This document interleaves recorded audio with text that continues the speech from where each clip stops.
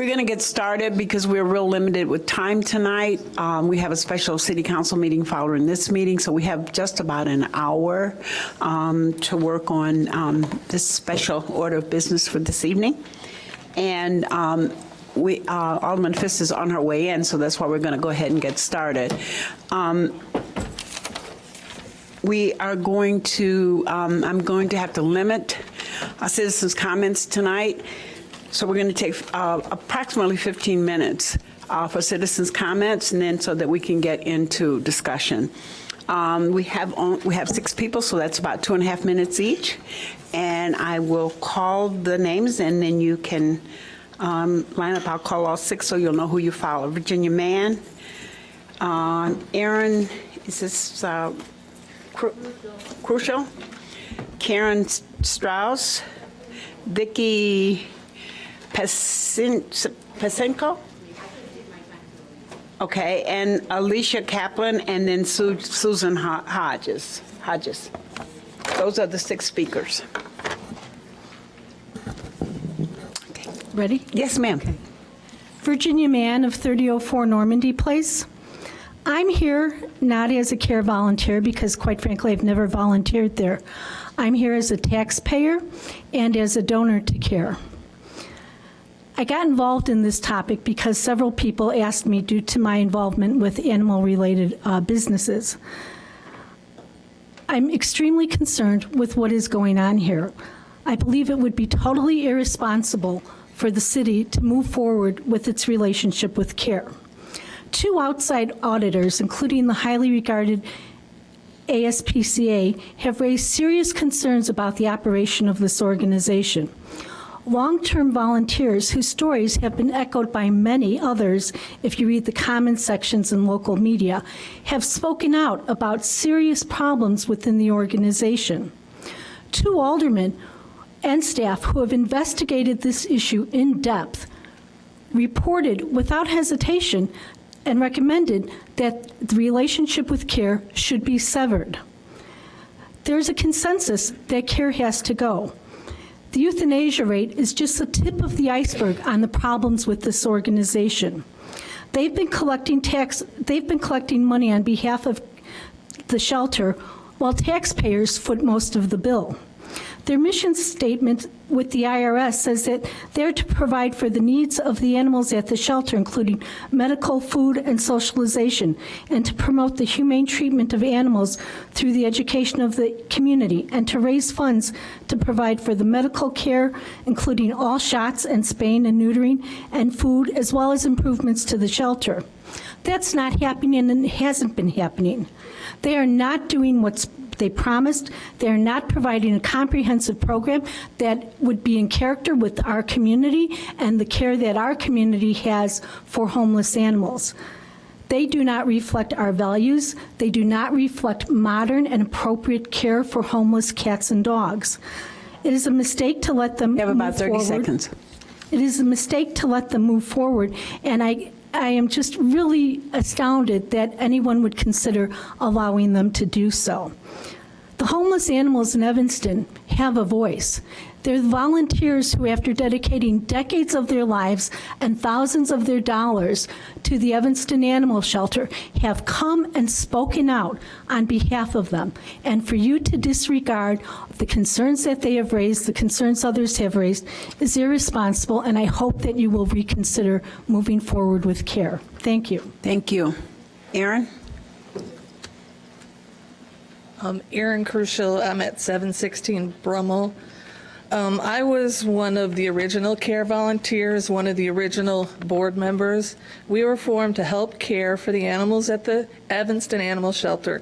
We were a small group, but we did everything we could to make sure the animals got all the medical care that they needed, and that we adopted or sent to rescue all the animals, both cats and dogs, that we could. All monies that we raised went to the animals.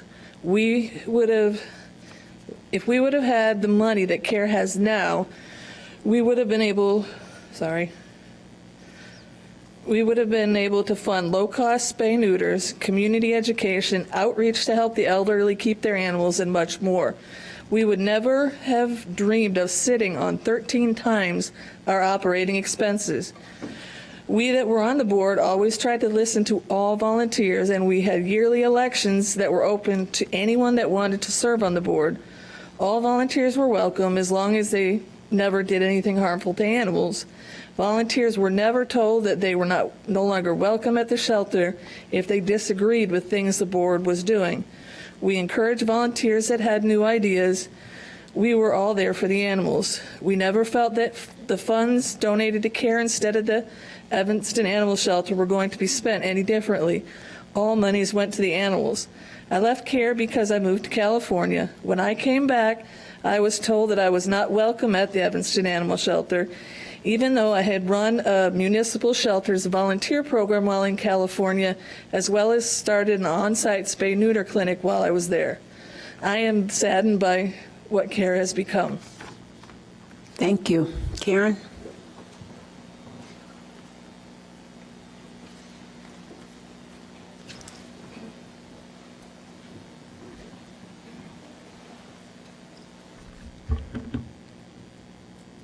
Did someone leave this, or is this? Pardon me? Did someone leave this? Oh, okay, I'm sorry. I thought someone had left their cell phone or something. I'm Karen Strauss. I'm a 20-year resident of Evanston. I live in Judy's ward, and I have volunteered at CARE now for 14 years. And what I wanted to say to the committee is that there are real costs if you delay a decision on this matter. And I wanted to go through with you what some of those costs were, the costs of delay. First, the few volunteers who have been rescuing the dogs who failed CARE's tests have spent over $10,000 out of their own pockets. And the longer this drags on, the more they are forced to spend. Second, CARE is turning away new volunteers. Like any volunteer organization, CARE has a normal attrition rate, with some volunteers leaving and new ones starting to take their place. Only right now, new ones are not starting. CARE has stopped holding new volunteer orientations, which means that the crew now running the shelter will get, over time, smaller and smaller, until there is a skeleton staff by the time the city decides how to handle this matter. Third, CARE has no incentive, and frankly on this point, who could blame them? CARE has no incentive during this unsettled time to spend money on supplies and the needs of the shelter. Fourth, CARE continues to raise money from people who believe that they are contributing to the Evanston Animal Shelter. Thus, You have about 30 seconds. To put it simply, delay creates its own damage. Thank you. Thank you.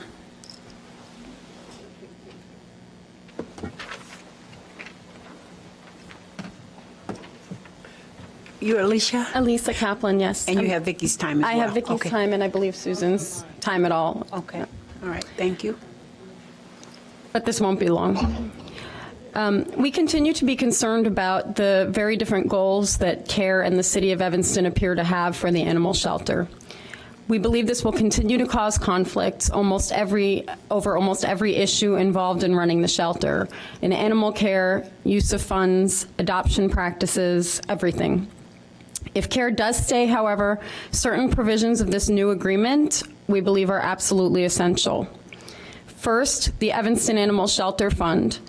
We strongly support the creation of a new animal shelter fund as a way to help solve some of the current problems and disputes over fundraising. Since CARE and the city appear to have different goals for their donations, we need to make sure there's a fund dedicated to the Evanston Shelter and Evanston animals. Second, the new Board of Animal Care and Control. If CARE stays, we believe that the new board is essential. The city did not know about many of the problems with the shelter until recently. We hope this new board will help the city stay informed about what's going on at the shelter so that this doesn't happen again. We also hope the board will ensure that the shelter is operated and governed in a way that fits Evanston's values and goals. Third, behavior evaluations. We also support the city's increased involvement in the behavior evaluation process and its use of certified evaluators who will use the ASPCA SAFER test. SAFER is more standardized than other tests because it requires certification, and its predictive power is better supported by data. Research on the appropriate use of such tests is constantly evolving, and the city and the volunteer organization in place should be prepared to adapt accordingly. Fourth, rescue procedures. We welcome more formalized procedures for transferring dogs to rescue and the provision of funds for those dogs. We are, however, concerned about CARE's ability to advocate for all dogs, including those that it chooses not to have in its adoption program. CARE's past history suggests that CARE may not be able to perform this function as well as a different organization. In short, if CARE stays, we believe that these agreement provisions are absolutely necessary. However, we worry about continuing conflict between the city and CARE. We also continue to believe that both the city and the animals would be better served by an organization whose mission is more in line with that of an open admission municipal shelter like Evanston's, and who is wholeheartedly committed to the city of Evanston. Thank you. Thank you. Okay.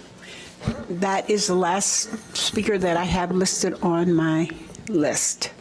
Now we're going to ask City Manager if he would come and walk us through the proposal. Madam Chair, members of the committee, good evening.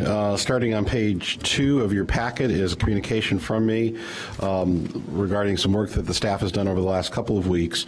You gave us kind of a broad assignment, and that is to look at the policies and procedures for the management operation of the shelter moving forward. And so what we have before you this evening is our response to that. It is really comes into 4 different areas. The first is an animal control policy. That animal control policy, what we've tried to do is go through the things that are contained in the standard operating procedures currently used by the police department, and we feel that that, in addition to some other changes, we think makes sense. So that begins on page 31 of your packet, and I'll just go through some of the headings and would be happy to answer any questions after my presentation. So beginning on page 31, section 2 talks about the behavior evaluation, training, and oversight, seeing that process would be shifted more toward a city-based process. We're also, as has been mentioned by the speakers, recommending a board of animal care and control, which we'll talk about a little bit, and so that body would be involved in the evaluation of the testing. Also on section 2C on the bottom of page 31, outlining how the evaluation training would occur. Top of page 32, continuing the logistics of the evaluation, setting that out a little bit more specifically, dealing with evaluation results, and then kennel enrichment. Finally, procedures regarding removal from the shelter. Section 3, dealing with vaccinations and spay and neuter. Policy requires vaccination of all dogs and cats within 72 hours admission to the shelter, and that goes on to talk about more specifics there. Spay and neuter and other medical care, dealing with vaccines, which has been an issue that's been raised before the committee. Section 4 deals with rescue procedures, the use of foster homes and rescue group outreach, how the decision for rescue would be used for dogs, placement efforts after post-rescue. Section 5 deals with feral cats. Section 6 deals with record keeping and access to records and public relations. And then finally, a section dealing with communication. So again, what we tried to do with this policy is take what has been part of the standard operating procedures for the police department and make appropriate changes pursuant to the discussion that the committee's had over the last few months. The second section deals with an animal shelter fund. I think one of the issues that has been raised through these discussions is the lack of clarity as to where funds that are donated go to support animals. Certainly CARE has been collecting funds over a period of time, but the city has not had a formal, readily accessible place for residents and others interested to make donations to the Evanston Animal Shelter, so we're proposing that fund would be created. The third point is the creation of a board of animal care and control, and we're proposing that the mayor, with the approval of the city council, would appoint a 7-member board that would be known as the Board of Animal Care and Control. This would include 2 city council members, 1 member representing the volunteer animal organization, and 4 members at large. We talk about duties to provide feedback and revisions to the animal control policy, to look after fundraising efforts, and to look after the operations that would continue to reside in the police department. And then finally, Section D would deal with the qualifications and disclosures of any volunteer animal organization that the city partners with, and this would include releasing copies of audited financial statements, disclosure of certain board member information, disclosure criteria for the election to their board, names of full-time or part-time staff, if any, and then sharing communications among all volunteers. So, Madam Chair, members of the committee, that's a brief overview of what is before you. As you know, we made this draft available to the committee and members of the public early last week. I've also included on page 4 of your packet a summary of the 26 emails that were received with comments, and those largely fall into 3 categories. Number 1, many commenters felt that we did not deal enough with the animal control policy regarding cats, and that there was a feeling that issues regarding the cats at the shelter needed to be fleshed out more, and so our plan would be to come back before your next meeting with additional sections dealing with cats. Number 2, questions raised regarding fundraising for the animal shelter. There were questions as to why the city would raise funds for the animal shelter, and also questions regarding what would happen to funds raised by CARE that were collected to support the shelter. Certainly from a staff perspective, there are facility needs at the animal shelter, so funds that were collected would be used toward that, and I think the committee will ultimately need to determine other issues regarding the funds that CARE has collected over time to support the animal shelter. And then finally, the third major issue raised by the commenters dealt with disclosures. Several members of the community felt that there should be additional information disclosed, including the notes from the auditor for the audit, and some other issues regarding mission, purpose, and experience. And so those are the comments that have been received. So staff's asking the committee in this short meeting this evening to provide us any additional feedback that you have. We'll certainly answer any questions that you'd have. Our plan would be then to come back with a revised policy at your next meeting next Monday evening, with the hope that the committee would find that document in order so that it could be recommended to the full city council. This evening also, if you feel that this is the right direction, we would work with the law department to craft the appropriate ordinances to create the Board of Animal Care and Control, so that there would be an ordinance on that matter as well. We would then put it on the agenda for the 8th because of the annual town meeting next week on Tuesday, which is that date set by state statute. The city council will also be meeting on that Tuesday night, so we're proposing that we would place this matter on the city council's agenda as well next Tuesday, so that it could be reported out, and then I would hopefully get direction from the council on next steps and a time frame to bring back additional reporting to you if you do have a set of criteria that you feel comfortable with. So I'm here to answer any questions. Would thank the law department, Mr. Farrar, Ms. Mason-Cup, for their assistance in drafting all of this. Acting Deputy Chief Pickett, Chief Eddington, the animal warden have all been very helpful as well, so I'd like to thank them for their work. Okay, well, I have lights, so Alderman Grover is first. Thank you, Madam Chair. And thank you, Mr. Bobkowitz, and everybody who contributed to this draft policy and agreement.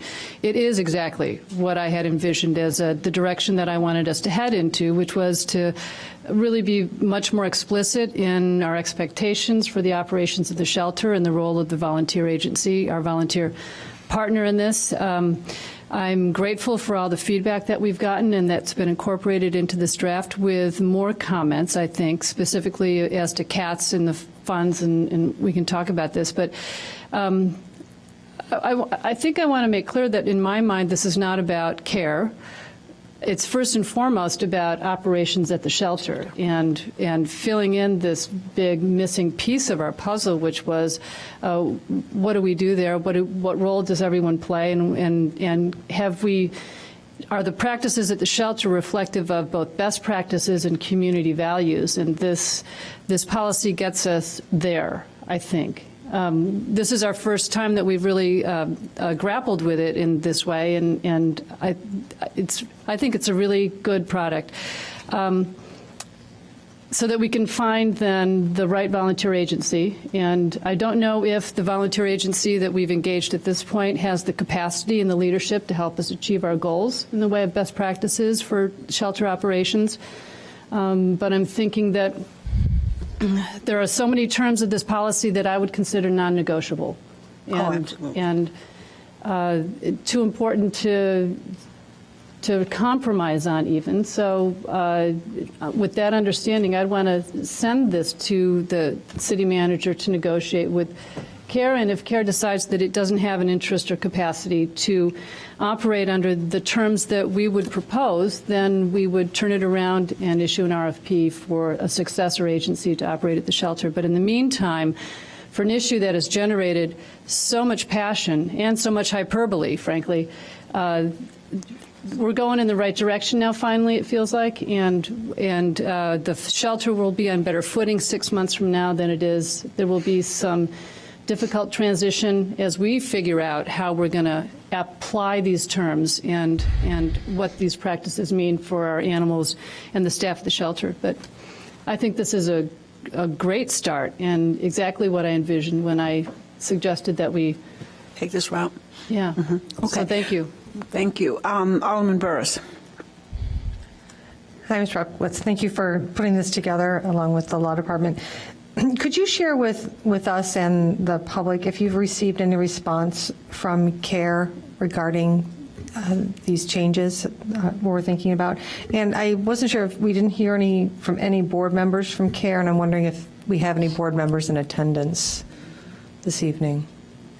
I believe there are, and I would let them identify if they wish to speak. We did receive an email. Yeah, I was just share with today. everybody. That'd Sure. be great. Thank you. The email came in this morning at 9:30. It says, "Thank you for the opportunity to review the draft proposal. However, it is abundantly clear that the proposal is not consistent with the committee's request. Thank you, CARE." And it came from Ms. Gelb's email. No, I just think it's important to know that we are reaching out and to share with everyone in the audience the response back from CARE, so we know that there is a dialogue going back and forth. So thank you. Okay. Alderman Fisk. Thank you, Madam Chair. I do think the report is going in the right direction, Wally, so thank you. Thank Chief. Thanks everybody who was involved in it. At this point, the recommended action would be to direct you to negotiate a one-year agreement with CARE, and that's not something that I can support at this time. I think if we're going to be making these changes, it's in our best interest as a city to reach out to other organizations, as many actually as we can, to find out how they operate and their best practices. And I think that will be very, very helpful to us in the long run, helpful to the police department as well, to reach out to municipalities that only have a police department and deal with all of their animal rescues through the police department, and then others that don't, others like Treehouse or PAWS or Anti-Cruelty, for example. So I think we would be limiting ourselves and our vision if we just proceed with moving forward with an agreement with CARE. I think we need to open it up. Okay. Alderman Tindem. Thank you, Madam Chair. You did just read the email that I think all of us on this committee did receive earlier, but I have no clue what it means. I mean, I know what it says, but I don't know what it means with regards to CARE's intentions. Well, Ms. Gelb is here. I don't know if she cares to elaborate on her email. She does not wish to elaborate. Well, then I think we have to move ahead then. Well, I mean, it might as well have gone to my spam folder. There's nothing here. And I don't, as Alderman Fisk says, I can't support a direction where we are trying to make a connection with an organization and they can't even give us the slightest of feedback, except to say it didn't meet with the committee's request. We are the committee. Tell us what it doesn't meet, please. Alderman Grover. I think it's Grover. And then I'll go with that. I think Alderman Tandem, what it means is that they expect to have that discussion, not negotiate in public necessarily, but they'll expect to negotiate with the city manager. And while I think the agreement is entirely, as I said, consistent with the committee's direction, the leadership of CARE, and help me, is it fair to distinguish between the leadership of CARE and the volunteers who serve at the shelter? Because I think there is a distinction there, that the leadership of CARE may not feel that the goals that we're hoping to achieve are CARE's goals, in which case they are the wrong agency for this. And they'll find that out when they sit down with the city manager and see if they can work out a deal. And if we all understand that there are certain non-negotiables, and those non-negotiables are what CARE wants to negotiate, then we won't have an agreement. And the current leadership of CARE will not be the continuing volunteer organization. So giving the city manager direction to negotiate doesn't mean that there will be a successful negotiation. It means that we are proceeding with the process that we put in place to be fair in this case, and we're giving our city manager the universe in which he can negotiate. And we may find that it's specifically defined by this policy and by this agreement. And as I stated before, as a neutral observer in this, that CARE can decide at that point to walk away. And the leadership of CARE may well decide to do that. In which case, we move to the next stage, which would be, we'll know then, either in a week or in the month of April, the next stage would be then to turn around, issue the RFP at the end of April, and then we move on finding a successor organization. And it may be made up of, correct me if I'm wrong, a lot of the same people who are right now working at our shelter and serving our animals. Well, Alderman Grover, I'm following Alderman Tindem's thought in terms of what does it really say. And I think that we're all grown-ups and we all need to be able to say it is or it isn't. I mean, this is something that they can agree to or not agree to because they've had a chance to look at it. But I think we've been, to say that we want to be fair, I think we've been more than fair, and I'm trying very, very hard to continue to be fair. But I think that we deserved a response. I really do. I have Alderman Fisk, and then Alderman Brathwaite, and then Alderman Tindem. Thank you, Madam Chair. Well, here's the problem with that, Alderman Grover, that I see, is that we're elected officials, and we represent the 8,000 or so people in each of our wards, and there's been an incredible amount of public outreach and comment on this. And it may be that what CARE is looking for, we don't know because they won't come up to the microphone and say, but it could be what the leadership is looking for is to negotiate behind closed doors with the city manager. And frankly, I'm not willing to do that. We're all here. There's an audience here, the city manager is here, and why won't CARE step up to the microphone? This is the time for us to be talking about it in front of everyone. And if the committee agrees that this should be sent off to the city manager and CARE, then I'm going to ask for that to be an open meeting, because I want all of the people who are here tonight to be able to attend that meeting, and frankly, I want to attend it as well and comment on it. So this is the place to do it. This has been going on for well over a year. Some sign from the CARE board. What do you want to do? Why aren't you responding would be very helpful tonight. That might change my mind, but at this point, I think it's absolutely wrong to go behind closed doors. I could never support that. Well, maybe the question is then not. Two questions. Number one, CARE, do you want to negotiate with us, to this current CARE board? Do you want to negotiate with us? And number two would be, what about these terms? So I guess what you were getting at, Alderman Burris, is we don't know if CARE even wants to negotiate at this point. So right now there would be only one party at the table. It's still so preliminary because we haven't even formalized our own terms and our own policy, and that would happen in the next week. And maybe in the next week, CARE could confirm one way or another and commit to either they will be a partner in this negotiation or they will not. Alderman Grover, they've just had a week. I'm sorry to interrupt, but they've just had a week. But I mean, we don't have all the terms in. I don't know anybody who would want to. Kicking this can down the road is not helpful. I'm not looking to kick it down the road. I'm looking to turn this over as fast as we can. Then we need to hear from them. Let me call it Yeah, so it was going to be, I think we're all in general agreements in terms of how we need to move forward. It's just a matter of putting it to a timeline, right? And so that's the only thing that I didn't see in a very well-written report. So I'm open to someone making a motion to just put a timeline on this. Well, I'll and move then it. allow the city manager to come back, and then we'll open it up for an RFP if they choose not to respond. And I'll move that we, let me find the, Well, before you move, yeah. I have Alderman Tinderman. Okay. And Alderman Fisk again, so I just want to get all that before we get into the motion. Thank you. Maybe Manager Bobkowitz, you could confirm, but I believe the intention of this meeting tonight was to come to that decision based on a draft that was put forth to the community and the administration at CARE, and to which there were quite a few responses over the past week. A lot of responses. But this meeting was to determine, it was that point at which we were going to ask CARE to say, can you meet these terms or not? And if not, I think it was, maybe it wasn't said, but I think the obvious question is, what more do you need? I don't think that there is any, I would agree, I think the notion of a closed door meeting is this sends us back a year, where we were a year ago. We had a year of closed-door meetings, and now we're at the point, where we've gone through 2 very painful public meetings by the special committee and a couple other human services committees, and I don't think we can turn this ship around. It is sailing, and I think it needs to, just sail.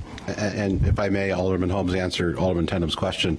I think the thought was that you had an hour this evening to talk collectively as a group about the draft. This is obviously a big undertaking, and the idea was to have this meeting this evening to have you all as a group talk about the draft with the idea that you had another meeting in 7 days.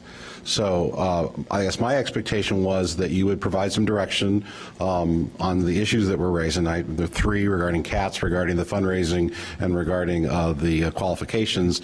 I guess I was expecting some feedback on that. We would go back, make some adjustments, come back to you as a part of your regular meeting, which will have many other items in addition to this, and then have the full City Council weigh in on the 8th, because I think it would be important.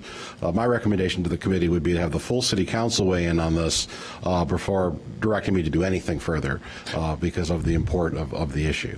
Has anyone from the CARE board indicated that they want to meet privately with you? No. I had sent Ms. Gelb a copy of the staff report. I guess it was last Monday evening once it was public. I think I got a thank you email the next morning, and then the next I heard was the email that you received this morning. So I've not had any other communication. Okay, thank you.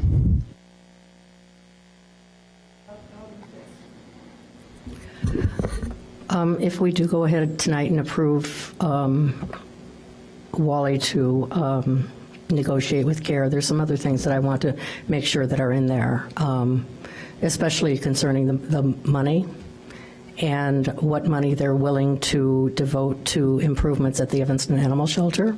I think that's a very, very big, important part of this, and I'd like to know that by next week.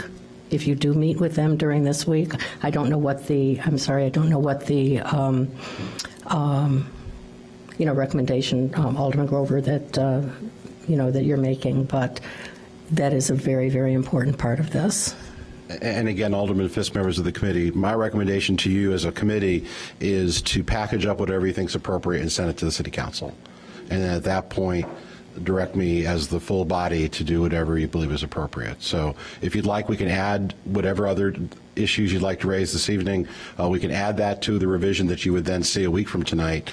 And then we're committed to have it on the next day for the City Council. And so from that April 8th date, would set a clock, and I think as Alderman Grover has suggested, the next regular meeting of the City Council after the April 8th is April 28th.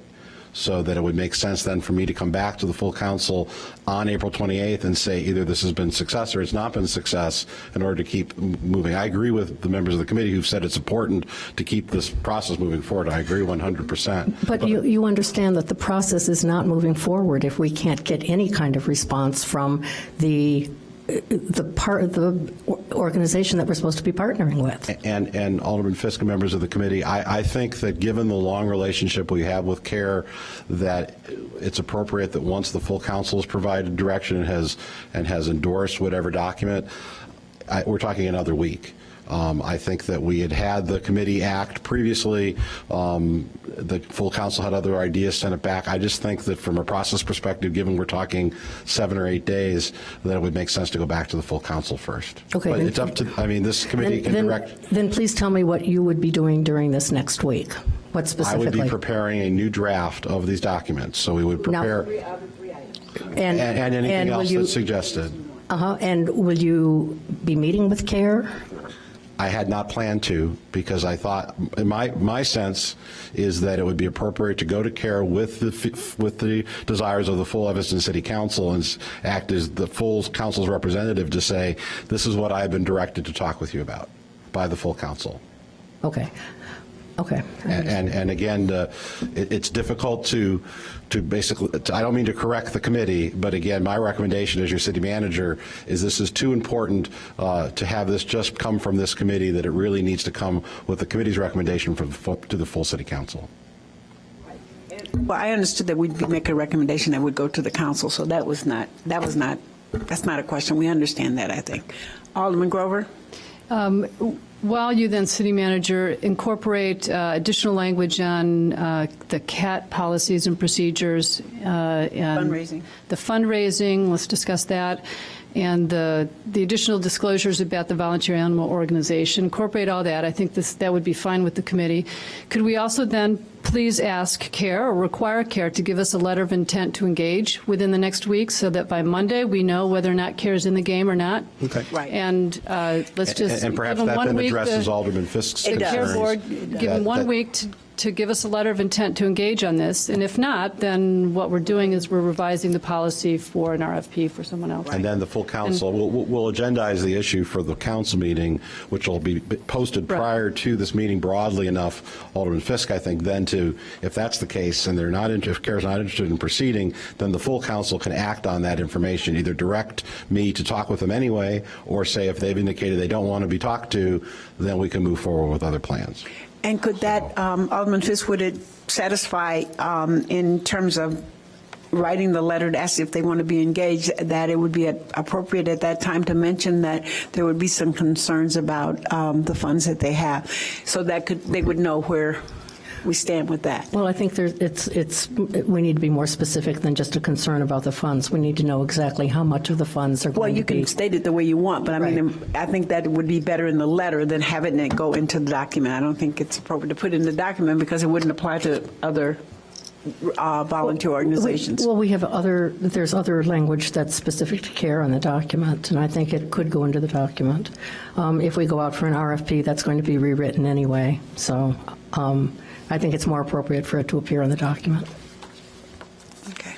Alderman, I don't see any more lights. Alderman Grover, you ready for a I think we need motion? to still sort out how we want to address the fundraising issue. And maybe if I could maybe take a stab at this. I think the going forward piece is pretty straightforward, that if we have a fund, it is for the support of the shelter. As I indicated previously, I think that there's going to be capital needs, so I think we would make that first and foremost.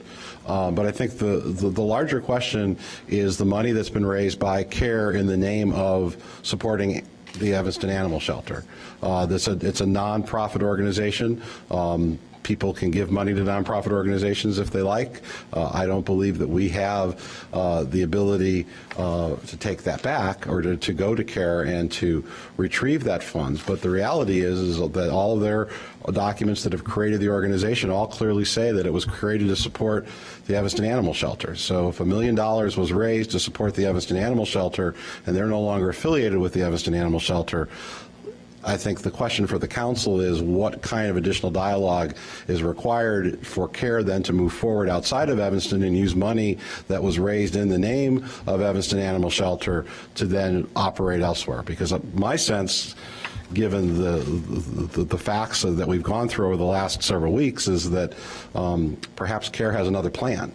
And if they do have another plan with the dollars, over $1 million they've been able to raise to support the Evanston Animal Shelter, it's likely that facility is outside of Evanston. We're a bigger, larger community. I think everybody understands that. But at the same time, that money was raised and collected in the name of the Evanston Animal Shelter. So I think it'll be up to the council to decide how vigorously you wish to pursue that, or if you're just happy to have CARE move on if they choose not to further engage and we are not able to have an agreement with them to take that money and support animals in some other community.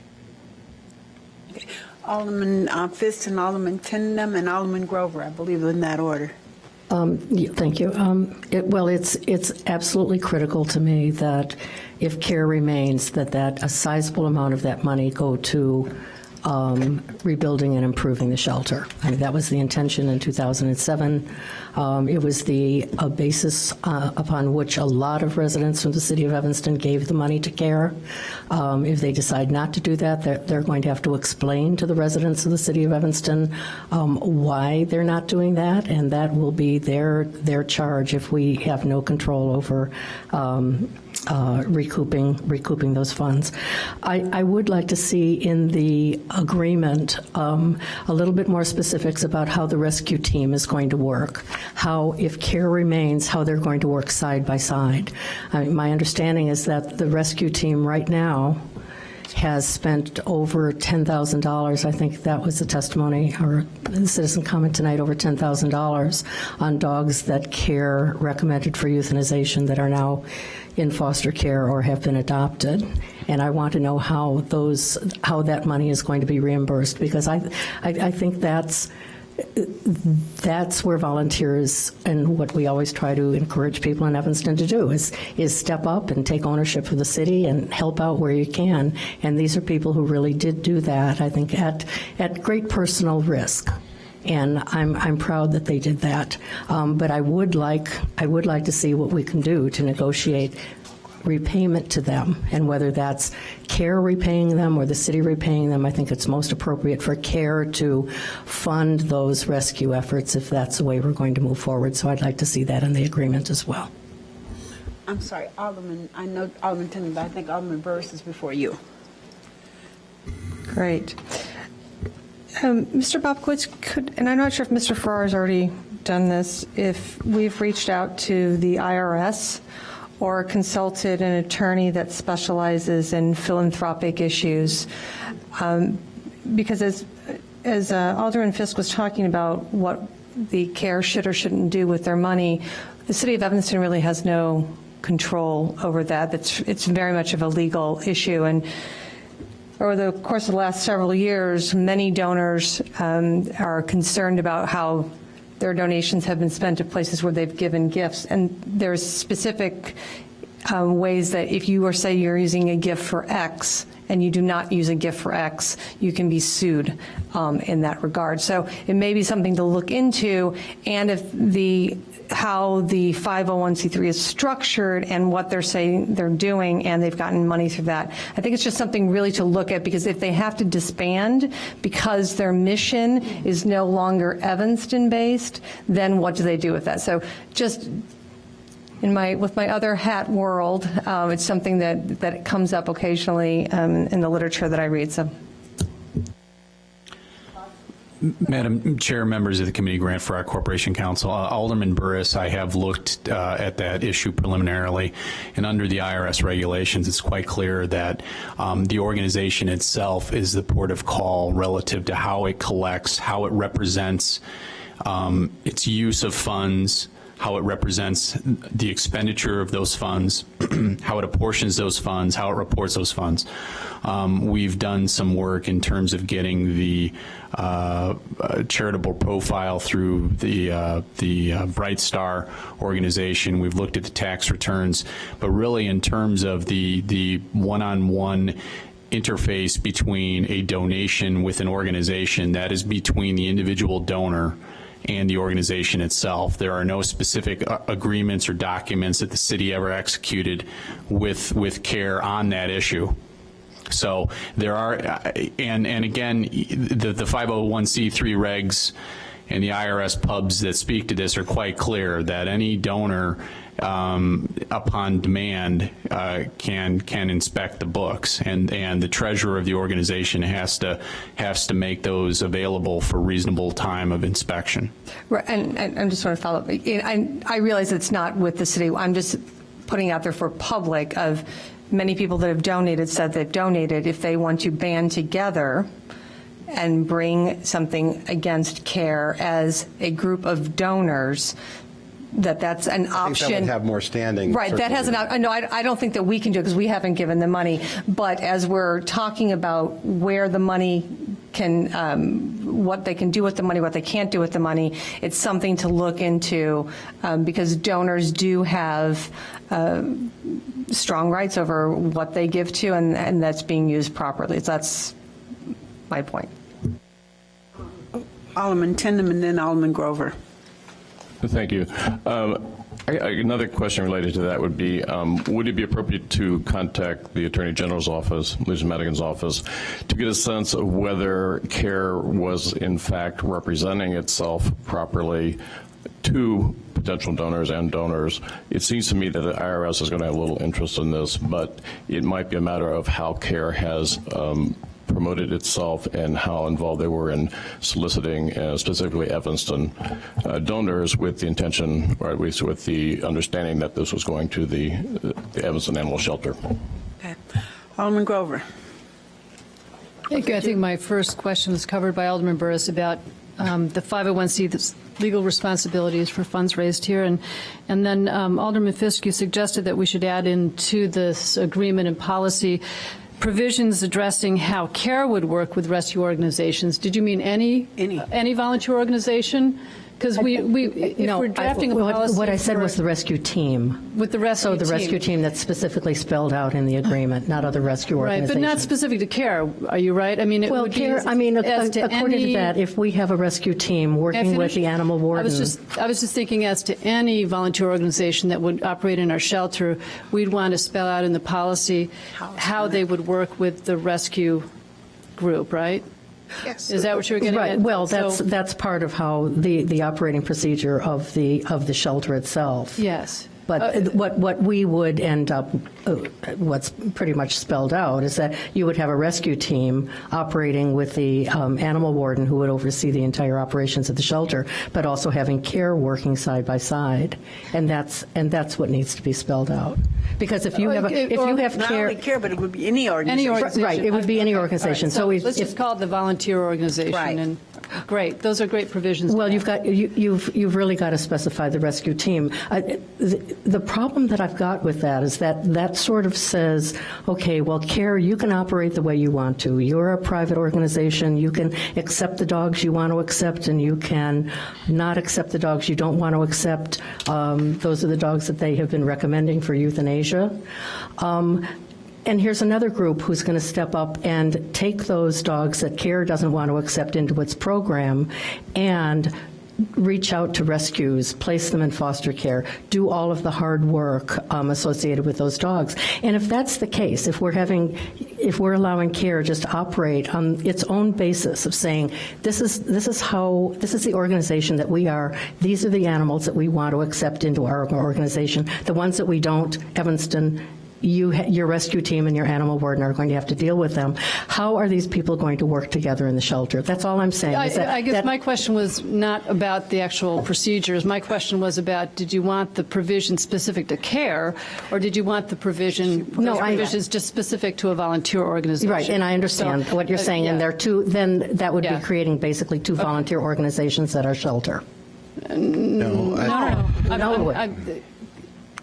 We're drafting policies and procedures that are going to work for anybody who's operating volunteer at the shelter, and it just happens to be CARE, who maybe is at the table now, maybe not, we don't know.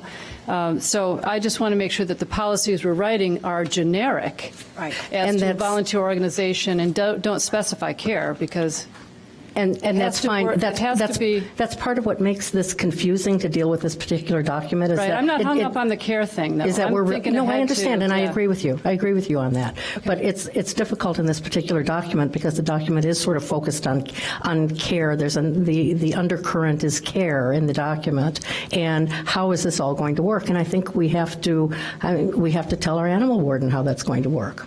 So. And if I may, Madam Chair, and that's why I thought it was a good agreement that it was really more generic. Yeah, I think we're absolutely shooting for a policy that's applicable to whoever our partner is. Right. That's the way it reads to me. So, And Madam Chair, I'm still a little confused on the issue of the funds.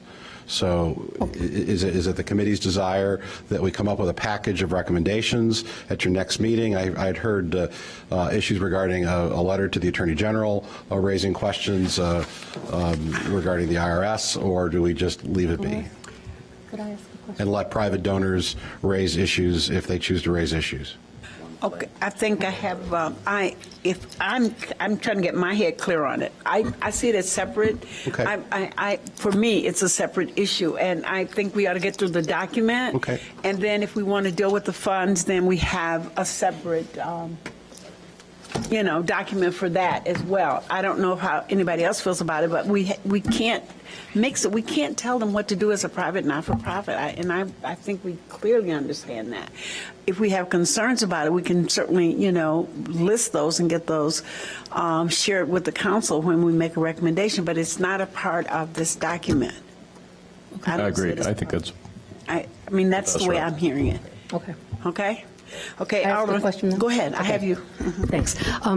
Wally, what's the value of what we have given at the shelter to CARE? I mean, we've given, free rent? And do we know the value of that? No. Can we figure that out? Can we take a wild guess at during the next week, can we take a wild guess at that? I'm really happy to have, and I also think we would need to balance that by the volunteer hours. Obviously, this is all a piece of a larger puzzle. That's fine. If we can look at all those things together, that would be great. So what the city has actually brought to the table in terms of food, whatever other expenditures that we've had, including the rent, I would And I like think to know we've that. provided the budget in the past, but Chief Eddington is here somewhere, I'm sure, and is hearing all this. Chief Eddington, wave your hand. Haven't seen him. I think he's out there. Deputy Chief Pickett's here, so we'll provide all of that for your next meeting. Okay, great. All right. No more lights? Alderman Grover, you're on. Yeah, I was just thinking, as to the question about funds already raised by CARE, perhaps we can just get a legal opinion as to what are the responsibilities of a 501c3 and its fundraising, and leave it at that for now. And in the meantime, again, I want to distinguish between the CARE Board and the CARE volunteers, because there are some really wonderful, dedicated, compassionate people who are every day at the shelter serving the animals, and they aren't necessarily reflected by the current CARE leadership and CARE Board. And I think that we all recognize that. All right. Because we all care Because about I'm sure the anybody animals sitting in the and audience today volunteers. probably feels like we've just been bashing CARE when it's really about moving forward on how we run our shelter. Absolutely. And I hope the volunteers do understand that and can separate it. It's maybe not easy, but believe me, we're separating it. Go ahead. My use of the word CARE really is just shorthand for the CARE Board of Directors. So there's no confusion there. There are wonderful volunteers, and most volunteers are just terrific and really want to just work with the animals and do something good for the community. So thank you all. Absolutely. Okay, ready for? I'm trying to get us out by 7. Come on. Alderman Grover. Oh, goodness. You need a motion. You need a motion. Yes. I move that as a committee, we approve the draft documents that have been presented to us tonight with the incorporation of the additional language as to cats and disclosures by the volunteer animal organization and what it was Alderman Fisk suggested about working with the rescue organizations. But she's going to help us with the specific language on that. Am I right? And that as part of this motion, that we ask CARE to respond within a week with a letter of intent to engage with us on this, and that it then comes before this committee, the fully revised policy procedures, and an answer from the current CARE Board. Right, by next In a Monday. week. Next week. In a By week. next Monday. Okay? Okay, you've heard the motion. It's got a second. Okay. Are you ready for the? Yeah. All in favor? Aye. Any opposed? Okay. All right, we got it. Thank you. Thank you, Mr. City Manager. And could we have a motion to adjourn? Move to adjourn.